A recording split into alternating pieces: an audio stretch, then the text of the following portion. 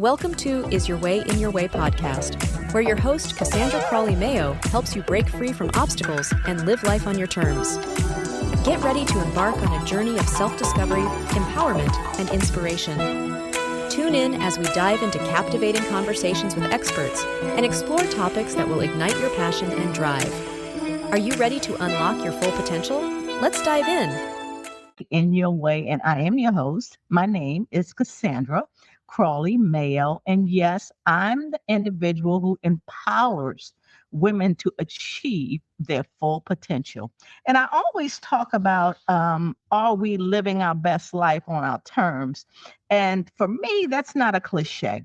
But for many people, they're like, yeah, we've heard that before. But if I gave you a scale from 1 to 10 and ask you to score yourself, 10 being the highest, where would you score yourself in living your best life on your terms? So I will tell you this.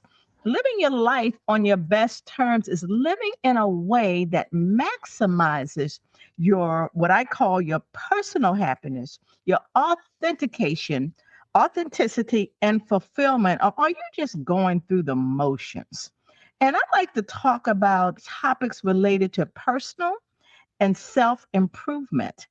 And today we are talking about a topic titled, You're Not Stuck. You're just out of alignment. And I have a special guest today that's going to talk about that. And, I always ask women, are you in your way? And Heike addresses, I've been through this before, guys. So just a minute. She'll correct me if I'm wrong, and I'm okay with that. She addresses, I would think, one of the most common barriers midlife women face. The beliefs that it is too late, too hard, or too selfish to prioritize themselves. So she dismantles the cycle of trying and quitting, which is often rooted in shame, perfectionism, and internalized expectations. So let me introduce you to Heike Yates, and she will correct me. And she's already told me how to pronounce her name. But for your listeners, sometimes I get it mixed up and messed up. So Miss Yates and Mrs. Yates, how do you pronounce your first name? You did such a beautiful job, Cassandra. It is Heike, just like you said it. Most people struggle a little bit with it, and it comes all kinds of things, including Heidi. But right. You just had a guest on that was called Heidi. So, no, it's Heike. So like you pronounced it beautifully. Okay, thank you so much for the introduction. Thank you. Now, before we get started, I'd like to read a little bit of your bio because my audience would like to know what qualifies her for this. Like, who is she? So I'm going to read a little bit. You are a midlife fitness expert. You're the author of Pursue Your Spark. You're the creator of the Spark Framework. With over 35 years of experience in fitness, nutrition, and mindset coaching, you help midlife women stop dimming their light and rebuild strength, energy, and confidence without extremes, guilt, or starting over. So after you navigated, I really want to hear about this one, seasons of single motherhood, financial struggle, and personal reinvention, you turn movement into your anchor and mission. As the founder of Pursue Your Spark and host of the Pursue Your Spark podcast, you blend science, lived experience, and compassion to help women move from survival mode into clarity, strength, and self-fulfillment. Wow. That's I'm telling you, 35 years experience. And let me ask you this, Heike. One of the things you said that struck me was you were a single mom. You raised 2 kids on a $300 monthly income. How in the world did you overcome that? Oh my gosh. We ate a lot of lasagna. Okay. A lot of pasta with tomato sauce. Oh, my. I didn't think about when I decided that I wanted to get divorced about the financial consequences. It really didn't dawn on me that I needed to have better planning and better future planning in place instead of just saying, hey, I don't love you anymore. I want a divorce. It never occurred to me that this has consequences, not only emotional, but also financial consequences. Yeah. Yeah. And teaching aerobics classes back then, I think it paid like $6.25 before taxes an hour. So you have to teach a lot of aerobics classes to make some money. And that's, I said, okay, so now I made the decision, now figure out a way to do that. And after about a year and a half, my then ex-husband, he finally started paying child support. Okay. And at some point, he started paying alimony. So a lot of what I purchased came on my credit card. And I just started paying my credit cards off. And we lived very, very frugal. My son, who's now a dad himself, he says, Mom, I sometimes wonder how you made this all happen. How did you put food on the table? How did you put clothes on? And how did you do, pay the rent over our head and all the things we were doing? And we never took any vacations. That was picnic in the garden or a walk in the woods or a hike, but we didn't do anything extravagant. And I was just very, very frugal with our expenses. That's what it came down to. And as the realization set in that I'm only having so much money, boy, was I, after getting a full-time job that had health insurance and became a full-time job where I could earn money in addition to what my job was. So that was lit a fire under my buttski. I bet. So it sounds like you were doing fitness when you were with your husband. Where did that come from? That started after my oldest, who's now 30, how old is he now? 38, 37, was born. And I had gained 50 pounds and had no idea how to lose all that weight because I just didn't know. Like so many of us, we don't know how to get in shape, how to get stronger, how to perhaps lose weight. And I didn't either, because when I grew up, my parents didn't exercise. None of my friends exercised at that point until I was part of a group of moms that one of them in particular went to the local YMCA here in, almost Silver Spring. It was in Chevy Chase, close by. And we went to the local church and we started taking, and people who are about my age will say, I remember dancercise. This was choreographed music, which now you can compare to with jazzercise. But it was dancercise with a little bit of weights and ab work at the end. Wow. And it was so much fun. And my first husband, my then husband said, oh, this is great for you. Keep going. And I was like, I don't know. I mean, they had childcare, so I could bring my son. But then they asked me to become a teacher. And that's when I said, no, I'm not doing that. I'm not teaching like Jane Fonda in front of everybody else. That's not my thing. And he says, it'd be great for you. Just go. It's, basically have me out of the house. And that's something. And so that's what you started doing. That's what I started doing. That's what the catalyst was to the way into my fitness industry. There was something else you mentioned.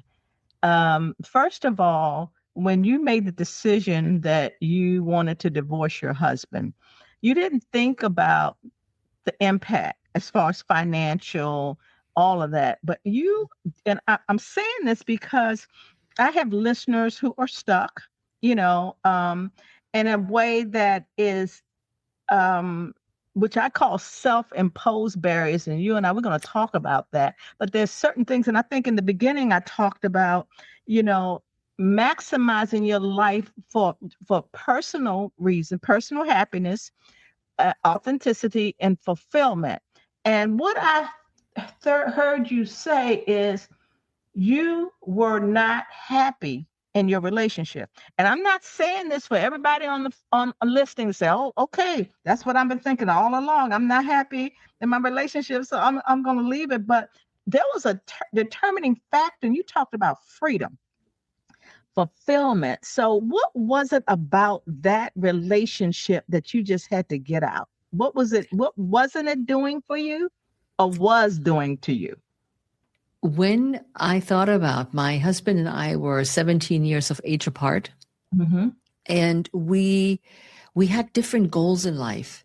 Mm-hmm. He was ready to retire, and he was looking in Annapolis, this was just near where I live, to buy a house on the water and just sit there in the rocking chair and have a whiskey and let life just be.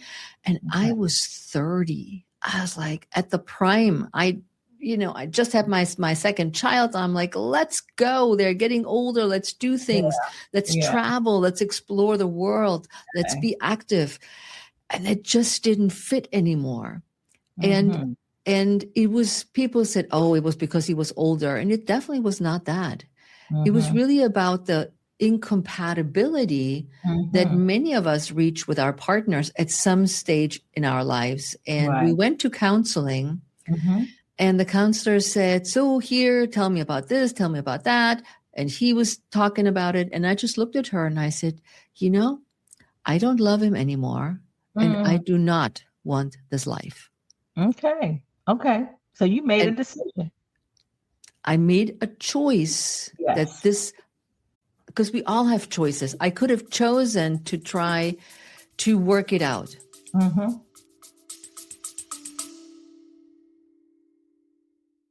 Ready to design your dream life? Join Cassandra Crawley-Mayo's Create and Design Your Best Life workshop. Break free from self-doubt and obstacles and step into a life of purpose and fulfillment. Click the link in the description to register now. Don't wait. Spaces are limited. Start living your best life today. But we already had been for a year where we were separate, doing our separate things a little bit and slept in separate bedrooms. And I was like, I don't want this. And, when I think back of why I came to the United States, it was not because I got a great job at the foreign service, but I wanted that freedom. I wanted the freedom to explore, to be curious, which is what I talk about in my book. The curiosity that brings us this fulfillment that we may or may not be looking for, which just happens because we follow our heart, we follow our desire, not being foolish like Heike was, where she's like, I'm just done. I would not recommend it. Yes. But, but we can have a clear picture of the consequences of our choices. Sure. That's good. Okay. All right. So that fulfillment and that happiness and all of that, you made a choice that's where you want it to be. Mm-hmm. And I mention that too, because in other words, as I always say, is your way in your way. That's the title of my book. So as you went through all of this, you was like, yeah, I'm not going to be in my way and sacrifice my happiness and my fulfillment. Wow. Good for you. You also became self-employed in 2012. Okay. So prior to that, what were you doing? Because being self-employed is courage. Hard. It's hard. My gosh. Yeah. So what were you doing prior to being self-employed? I was working, initially I started just teaching classes all over the place. Anybody who needed a teacher or a trainer, I would work for any health club here in the Washington, D.C. area that I could get to and physically could handle it anymore because I taught so many classes. And that brought me to the stage 2 where I said, I can only physically teach so many classes. And I started to supplement my income through personal training, where I coach people and I don't have to do anything physically. So that was the adding on revenues. Like I invented Pilates with Resistible. Yeah. And that became a revenue stream where I would go out on the weekends to health clubs and would teach their coaches and trainers how to use the ball for strength training, teach Pilates on the ball, and do these things. And again, to have an extra revenue stream coming in. And doing all this was so hard. It was so much work. You're constantly on the go. When I didn't have the kids on the weekends, I would travel. I would drive to North Carolina and teach a couple of clubs down there and go back Monday morning to the club I was working here. And then I was said, you know what? When I go to all these places, they have their own little thing. You have to wear their uniform with their logo on it. You have to teach their way. They have their protocol, which is totally fine because it's their facility. But I was like, I don't foresee this is how I want it. I want it differently than what they're all doing. And I want to not grow bigger, which was my first thought, which is everything you think, oh, I'm opening a big studio and I have all this. But the damper, I got the damper from the realtor I was talking to and trying to get a loan for a bigger space to call my home. And he just laughed right in my face. And he said, so what are your assets? Your 35 clients? Oh, wow. And I was, I was so embarrassed. And I said, yes. He says, do you not have any other teachers? Do you have equipment? Do you have anything? And I said, no, I don't. He's like, nobody's going to give you a loan. And that literally shut me down. Okay. And I said, well, I guess this is that. I don't have any, I don't have any followers like other teachers that teach for me. And I just went back to working for other places, but more concise. I worked for a studio in Silver Spring. I'm sorry, in DC. And then I ventured out closer to where I'm now in Silver Spring in Bethesda. And there was a fitness Pilates studio. And I set up my 2 camps there, which was more manageable than going all over the place. Yeah. Yeah. Wow. And then in 2012, right after a snowstorm, my second husband and I were looking for a place that we would call our home. Okay. And we looked in everywhere, Bethesda and Chevy Chase. So these are all places, guys, that are around Silver Spring, which is near Washington, D.C. And we found a house in Silver Spring. And nobody else showed up because it was a snowstorm. And we walked in. And I called my studio the formerly known garage, like it's an artist, the formerly known garage. My husband walked in and said, there's your studio. We're buying this house. It had the garage already finished with a waiting area, a bathroom, and a big area where I could put all the equipment that I had bought and stored places. And it was separate from the house, so nobody would go in my house, which I value very much. I like my privacy. Yes. And he said, we're buying this house. There's your studio. Cassandra, I was like, no. I'm not sure if I can just do this right now. Yeah, exactly. It just fell in your lap. It fell in my lap. And I remember one person that I started with, Erica. I said, how did you find me? And she says, oh, I Googled and you're in my neighborhood. She was my very first client. And when you come from all these well-to-do clubs and studios and they got DDOTs and all the schnicky-schnacks. Yeah. And I didn't. I was very basic. Here's the workout. I painted everything, decorated it. And she says, you should be proud of yourself. Look at how great the space is. And I did not see that it was that great. It was the formerly known garage to me that I pepped up. And she says, it's private. People will love it. You have everything a studio needs to help people get stronger, healthier, more flexible. She said, be proud of yourself. Wow. It's like it was meant to be. And I loved it because there's a saying, when the student's ready, the teacher will appear.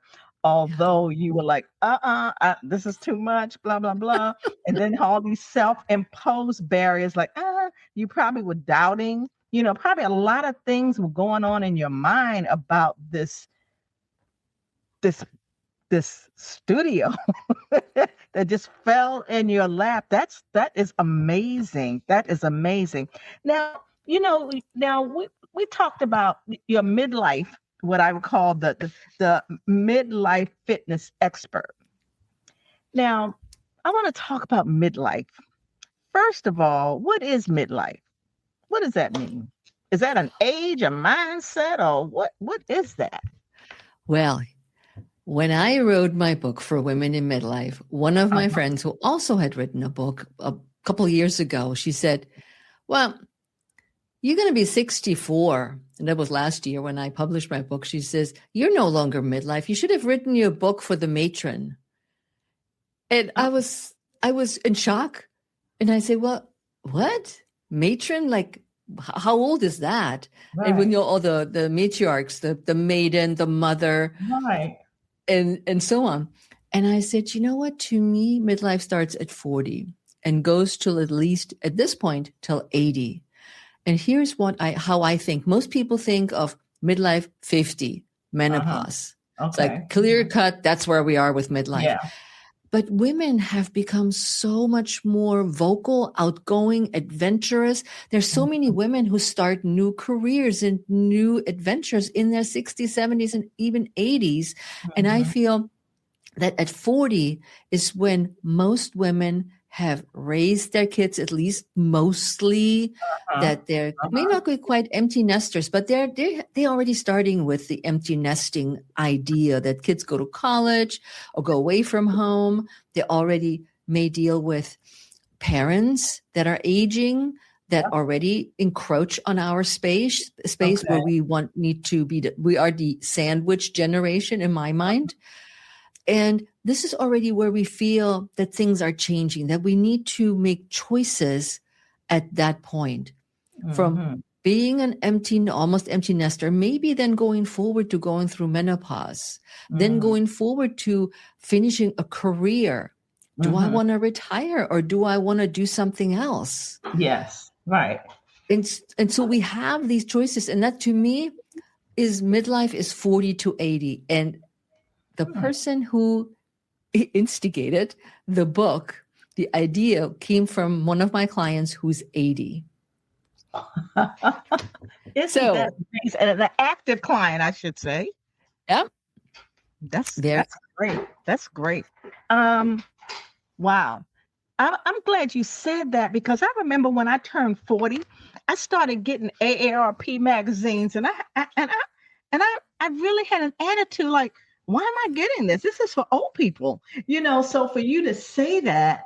Now, do you think also midlife, let's talk about the mindset and the midlife, because you're a midlife fitness expert. And there was a reason. First of all, you were motivated for this fitness thing when you had gained weight after you had a child. So that was motivation. And then when your husband said, this is the house, that's the garage, you're like, wow, okay, I'm on to something.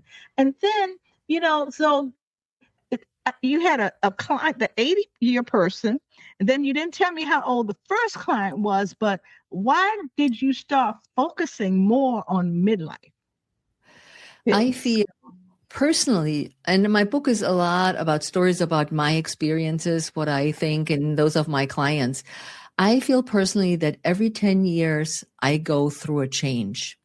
Nothing, let's not even talk about midlife crisis because we don't have a crisis. Somebody called it to be a crisis, which it's not. It's a reinvention. It's a becoming of yourself. It's a moving out of who you're supposed to be in different roles in life.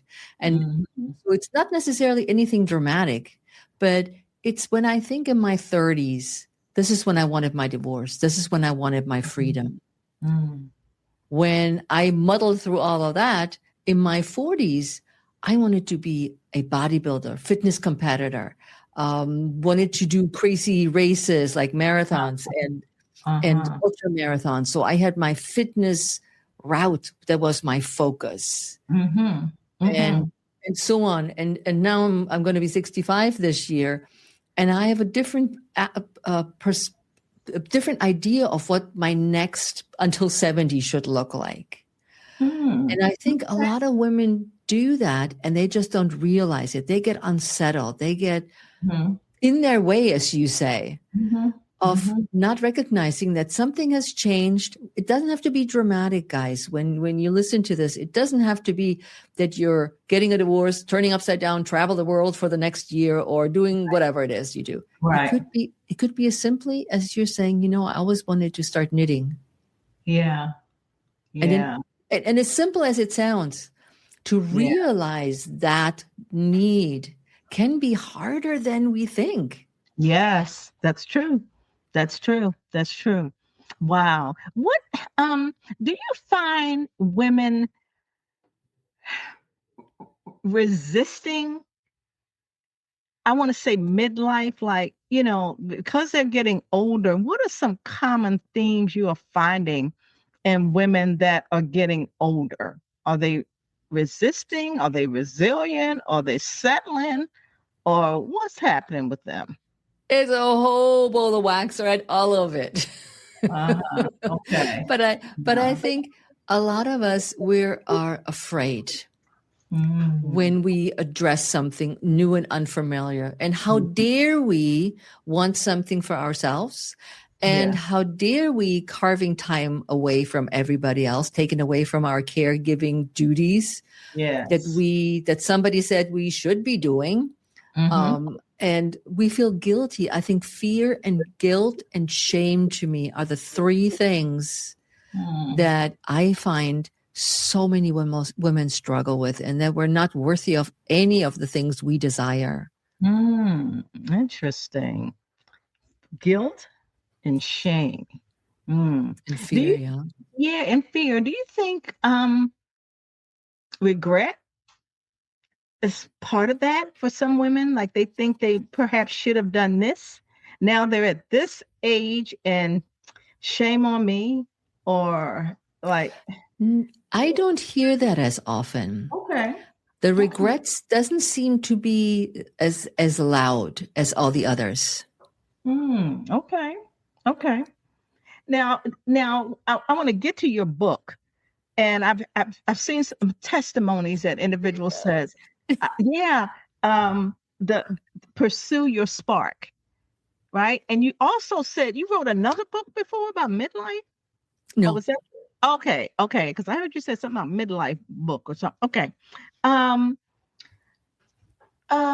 Okay, so we talked a little bit about identity shifts. Like you said, when you get 40, I'm thinking this, 50. And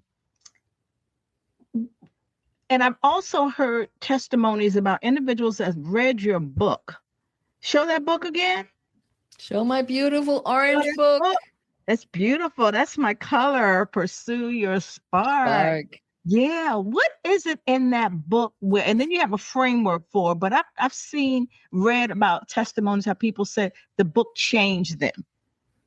What tell us about that book? Like, what is it about that book that's so dynamic? It is written simply. It's not complicated to read, and you can read it top to bottom or front to back, actually in a book, front to back. Or you say, let me just look into the different chapters. What is it I'm most curious about right now? And one of the stories in that happened during my book launch was, and that's not in the book because it happened at the book launch. One of the people that came to my book launch said, "So, Heike, how will your book help me? I just lost my job and I don't seem to be able to find a job." And I said, well, I cannot help you find a job, but here's what I can do. Look at under the R in the spark. This is the roadblocks. Read through the roadblocks. See what you can take away from the roadblocks as it applies to you. Is it that you're not stepping up strong enough in an interview, that you're timid, or you step up too strong? Are you articulate? What do you really want when you're looking for a job? Are you looking everywhere, or can you be more specific about what it is you're looking for? Okay. What is it? How do you deal with rejection? I said, look under the R for roadblock, and it's not how to find yourself a job, but it's the mindset strategies that come along with this. And I find the people that have used the book so far have found that It is not a fitness nutrition book. It is supported by fitness and nutrition strategies. We have 6 worksheets in the book that are supplemental to what it is you might need, where you might be stuck with your nutrition. But overall, it really is a book to help you think about what it is, where you are, find your curiosity, set boundaries with yourself and others, and then pursue your dreams. Go for what it is that you really want, and really creating more clarity along the way. That's and good.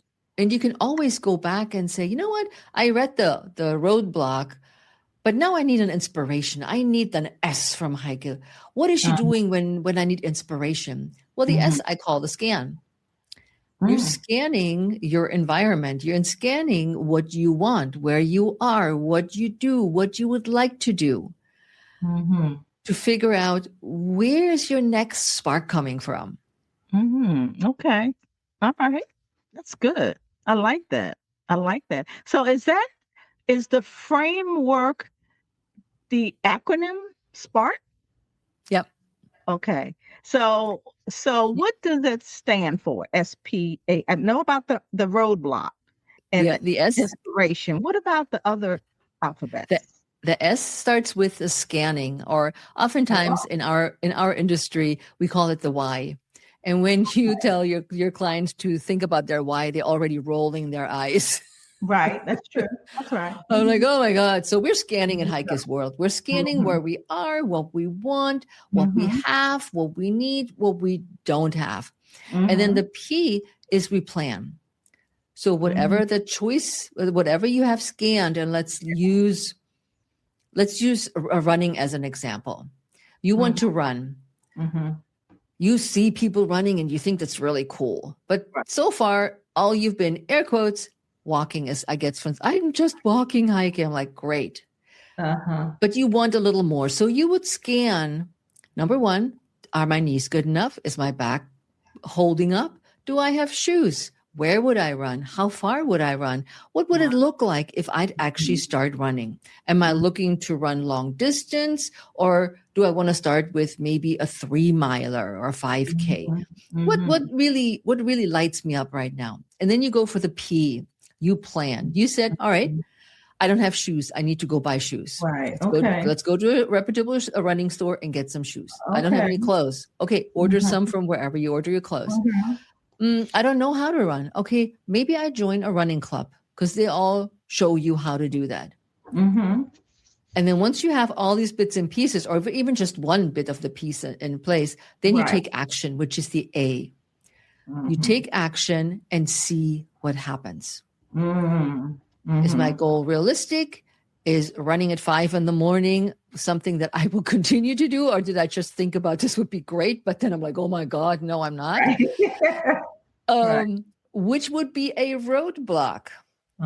This is your first, I'm not going to keep doing this because 5 a.m. is not working for me. Then you figure out your roadblocks. Oh, the shoe may not fit well. You need another pair of shoes. Then you go back to, where are we? The roadblock, the R. So we're looking at it again and we're thinking, okay, so we're another action step. So now we overcame that roadblock and now we're taking the next action step and see if this is what aligns more with our original goal. And then the K is for keeping momentum, where you say, okay, I got all the pieces of those spark together and I'm going. And as you're going, you may say, oh, I really don't like running. You go back to the S. And say, I'd rather do hiking. Let's regroup. And it's so beautiful because you can go every step, you can go back and say, that didn't work really well for me. Let's rework this. And it's not what I like to say, it's not a do-over. It's becoming more clear about what it is that you want, that you were dreaming of, and what the reality is of those goals and aspirations. Right. That's great. the scan, the plan, the action roadblocks, and keep the momentum. Was there a chapter that was challenging for you when you were writing? The most challenging, it's funny that you ask that. I just had a call with my editor last week, and they asked me similar questions about the book. The hardest part was to write the personal stories, to let go of the stories that I didn't necessarily want to share with everybody. That I was like, do I have to write about this? And there was one story that did not make the book, which they were laughing. I said, the boyfriend did not make this book. He was the guy who broke my heart in between my marriages. And we all agreed, no, he has no life in this book. He is not contributing to anything. Good. But everything else, like, how I got there. And it also makes you rethink about the steps that you're taking or have taken and the hardships you endured and the joys that came along the way, and really being open, like an onion, where you peel back the layers and then you keep really the most impactful stories. And some I had to gnaw on it. I really did. But I bet you found, I remember with my book, it was like healing for me. Yes. And there were times, I think I was in my way because of my personal stories. I did not want to tell, but yet I had to get out of my way in order to be more effective in helping people get out of their way. So I get it. Congratulations to you, because I know how it is when you're writing a book and when it's published and launching, and I know all of that. So exhausting and exhilarating at the same time, isn't it? Yes, it is. Yes, it is. You learn a lot and you go another level in your growth, I would say. Yeah. I know we're down to time, but you have a free guide that provides simple shifts to help people. Tell us a little bit about that guide. It's the Midlife Reset. And it's really 3 simple steps that you can start today. If you feel you are so stuck, you have no clue what to do, where to go, what to read, or who to talk to, grab this little easy guide, and there's a little bit of nutrition, a little bit of fitness, and a little bit of mindset that you can say, oh, where am I stuck? What works for me right now? And so this addresses my 3 areas that I talk about. And then just give it a whirl, because there's ideas of what you can do, and they are truly simple. Okay. We like simple. I like simple baby steps. That's my thing. Right. It's kind of like you're not stuck, but you're just out of alignment. Right? Yep. And what does that mean, being out of alignment? When you think about the things you want, do the things that you want or aspire to are the things that you want or somebody else, your spouse, your family, your neighbor, whoever else? What is it that aligns the best with you at this moment in life? And that's why I think every 10 years, there's a shift where we do a realignment of what we really want. And I feel that's super important to honor that shift, to honor that realignment. And it's not, and I used the word once today, it's not a reinvention, because I don't believe in reinventions. We don't need to reinvent ourselves. We're good the way we are. Yes. But we need to realign. And when, a good example is exercise. If you're with somebody that used to do kickboxing, and at this point in life, number one, it bores you. It's too hard. It zaps your energy. You need to realign where your fitness and your energy comes from. That's good. That's good. That's good. One other question. True self. We've all been through many things in our lives. When people say, it's kind of like in my book, I said, it's a guide for help you to be your true self. What does that mean to you? your true self? To be honest with yourself. I don't believe in the term authentic. Everybody wants to be authentic, whatever that means. And I think it's just the way that I don't like the word. Okay. I feel that true to yourself, to your beliefs, and to what you not pressure, what's the word I'm looking for? That you feel strongest about it. Okay. That's where you have your strongest commitment to. Okay. What is it that you feel strongly about that you will not others let trample on you? Okay. Okay. Yeah, because that question is that term is tossed around a lot. Be your true self. What is that? So I was curious to what you meant by that. And I like to say, one of the aspects of living your best life is embracing the journey. It's kind of like you're doing with your clients. Just recognize this is a continuous process. It's a process of growth. It's not just a destination. So by what you're doing, and you won't have everything figured out, period. Right. So I love it how you've embraced your journey and you're still continuing to embrace your journey, and you've been on a journey, and you are contributing a lot to the world, to individuals. And I applaud you for that, because that is right on. That gives you meaning, gives you a reason why, you know what? Hey, because I'm going to help somebody else out. I'm going to, because at one time you were coaching, and maybe you still do one-on-one coaching. I'm not sure. But as we wrap up, is there anything you like to share with my individuals audience that's their way is in their way? And I would say all you need is already inside of you. Get out of your way. Okay, perfect. How can my audience get in touch with you? You can find me pretty much on all social media with my first and last name, Heike Yates, Heike Yates. Or you can find my book, Pursue Your Spark, in all major retailers, Amazon, Barnes & Nobles. There's a link on my website where you have different distributors where you can find my book in soft cover, in ebook, and also as an audiobook. Okay. And did you narrate your book?